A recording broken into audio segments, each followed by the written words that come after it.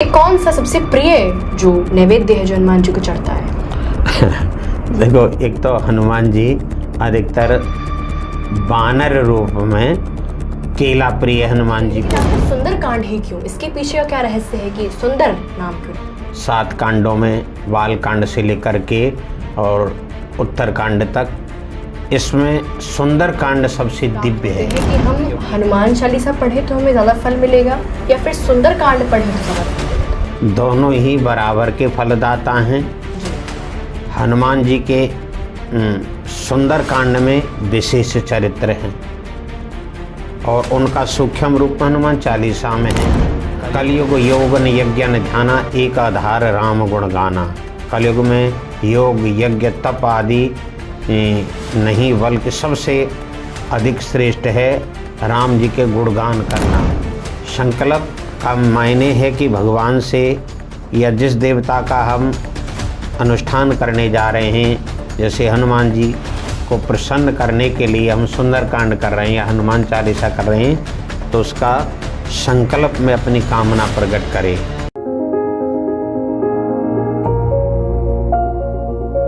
जय सिया राम।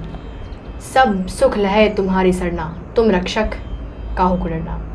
जब हम सभी भक्त हनुमान जी की पूजा आराधना करते हैं, उनकी भक्ति करते हैं, तो हम सभी एक कॉमन पाठ हम सभी करते हैं जिसका नाम होता है सुंदरकांड। और कई ऐसे प्रश्न हम सभी भक्तों के मन के अंदर आते हैं जब हम सुंदरकांड का पाठ करते हैं। तो आज हम सुंदरकांड के पाठ के बारे में ऐसी कई जानकारियाँ प्राप्त करने वाले हैं और आज हमारे सामने उपस्थित हैं पंडित श्याम सुंदर शास्त्री जी। स्वागत है आपका। जय श्री राम। जय श्री राम। जय। आप ब्रज क्षेत्र से आते हैं और भागवत कथा, राम कथा और कर्म कांड के भी जानकार हैं।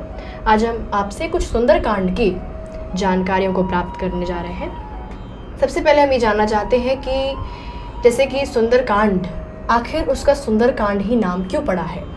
क्योंकि और भी अगर हम देखें तो लंका कांड, बाल कांड ऐसे नाम रखे गए, लेकिन आखिर सुंदरकांड ही क्यों? इसके पीछे का क्या रहस्य है कि सुंदर नाम क्यों रखा गया है? जय श्री राधे। सहानी जी, जिस घर में राम निवास करते हैं वो घर नहीं बल्कि वो तो मंदिर होता है। इसलिए तुलसी बाबा ने इस रामायण का और अपनी रचना में नामकरण किया रामचरित मानस। राम जी का मंदिर है। इसमें 7 कांड हैं। 7 कांडों में बाल कांड से लेकर के और उत्तरकांड तक इसमें सुंदर कांड सबसे दिव्य है, क्योंकि हनुमान जी के परम प्रिय भक्त, राम जी के परम प्रिय भक्त श्री हनुमान जी महाराज का दिव्य चरित्र है और इसमें सब कुछ सुंदर है, इसलिए इसको सुंदरकांड नाम तुलसी बाबा ने दिया। एक और प्रश्न जो हमारे सामने आता है, कई भक्त हमसे पूछते हैं कि जब वो पाठ करने के लिए बैठते हैं हनुमान जी के सामने, तो 2 तरीके के पाठ सबसे मेन जो आते हैं, हनुमान चालीसा और एक सुंदरकांड। तो अक्सर हमें कई कमेंट्स प्राप्त होते हैं कि हम हनुमान चालीसा पढ़ें तो हमें ज़्यादा फल मिलेगा या फिर सुंदरकांड पढ़ें तो ज़्यादा फल मिलेगा, कौन सा? देखिए, दोनों ही बराबर के फलदाता हैं जी। हनुमान जी के सुंदरकांड में विशेष चरित्र हैं और उनका सूक्ष्म रूप हनुमान चालीसा में है। कलयुग में कहा गया है, कलयुग योग यज्ञ ध्याना एक आधार राम गुण गाना। कलयुग में योग यज्ञ तप आदि नहीं बल्कि सबसे अधिक श्रेष्ठ है राम जी के गुणगान करना, राम के भक्त के गुणगान करना। तो राम जी के परम प्रिय भक्त हनुमान जी महाराज, उनका गुणगान सुंदरकांड में और अधिक है, जिसमें इसलिए हैं तो दोनों बराबर, दोनों फलदाता हैं जी। लेकिन इसके लिए एक तो निष्काम भक्ति, दूसरे सकाम भक्ति। जो सकाम अपनी कामना की सिद्धि के लिए अगर कोई सुंदरकांड का या हनुमान चालीसा का पाठ करता है तो उसे सबसे पहले चाहिए कि कर्मकांडी ब्राह्मण को बोल करके पूजा का सामान लगा करके पान, फूल, लौंग, इलायची, सुपारी, रोली, कलावा आदि पूजा का सामान उचित स्थान पर रख करके हनुमान जी का आसन एक जगह पर लगाए, गौरी गणेश आदि नवग्रह आदि देवताओं की स्थापना करे और उससे पहले संकल्प करे। संकल्प का मायने है कि भगवान से या जिस देवता का हम अनुष्ठान करने जा रहे हैं, जैसे हनुमान जी को प्रसन्न करने के लिए हम सुंदरकांड कर रहे हैं या हनुमान चालीसा कर रहे हैं, तो उसका संकल्प में अपनी कामना प्रकट करें।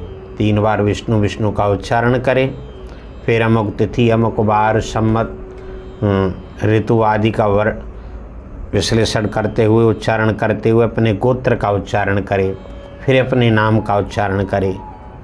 अगर जिसको अपने गोत्र की मालूम नहीं, बहुत से ऐसे हैं कि वो गोत्र भी नहीं जानते, तो वो कश्यप गोत्र लगा सकते हैं। अच्छा। संकल्प के बाद में सबसे पहले गणेश जी की पूजा। अब इनकी पूजा करके हनुमान जी महाराज का नवग्रह आदि की सूक्ष्म पूजा करके हनुमान जी का आवाहन करें। आइए हनुमंत विराजिए। हनुमान जी महाराज से कामना करते हुए चाहे तो 41 दिन का या 21 दिन का अनुष्ठान का संकल्प शुरू में ले ले कि हनुमान जी महाराज मेरा ये अमुक कार्य हो और मैं 41 दिन आपका सुंदरकांड का पाठ करूँगा, लेकिन दीपक जरूर जलाए जी। घी का दीपक, क्योंकि कर्म साक्षी होता है, हमारे कर्मों का गवाह है कि हमने ये कर्म किया, इसलिए घी का दीपक जलाया जाता है।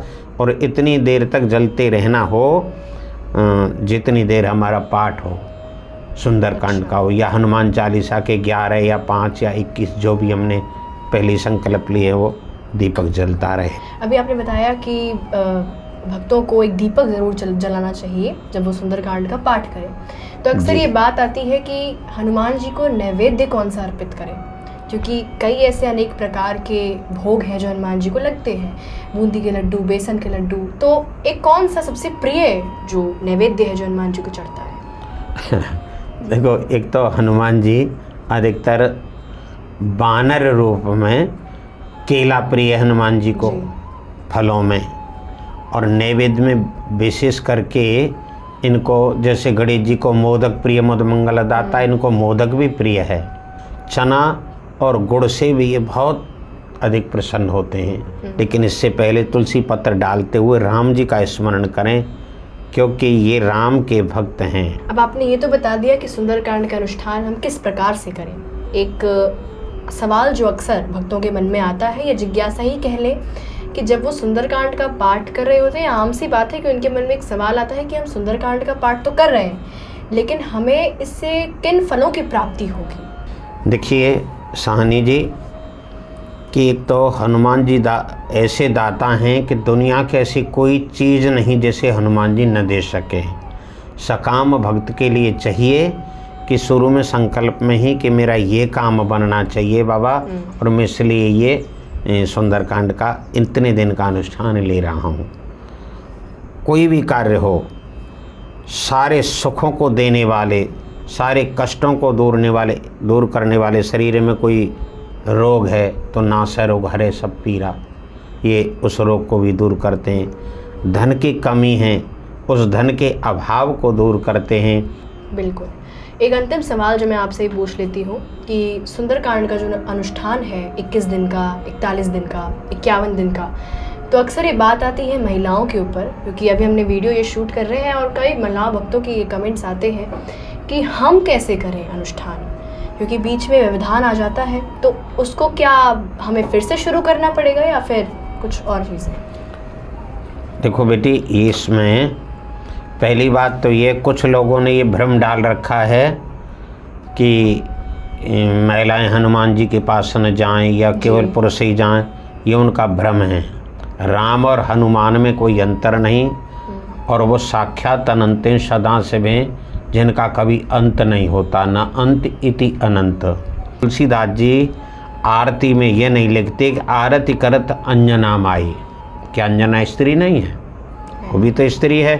तो कहने का मतलब हनुमान जी को ये थोड़ी है कि अपनी माँ है और दुनिया की स्त्री उनकी कुछ नहीं, वो तो समदर्शी हैं। इसलिए स्त्री हो पुरुष हो, रही बात इसकी कि कोई स्त्री सेवा करे और प्राकृतिक परिस्थिति ऐसी पड़ जाए बीच में संकल्प अनुष्ठान ले, तो उसमें अपवित्रता के कारण वो पाठ न कर पाए जी, तो वो खंडित नहीं होता है। पहली बात तो ये है। 3 दिन, 4 दिन, 5 दिन जैसे भी है, तो उसको दोबारा से शुरू करने की ज़रूरत नहीं है, बल्कि हनुमान जी महाराज उसको ही पूर्ण मान लेते हैं।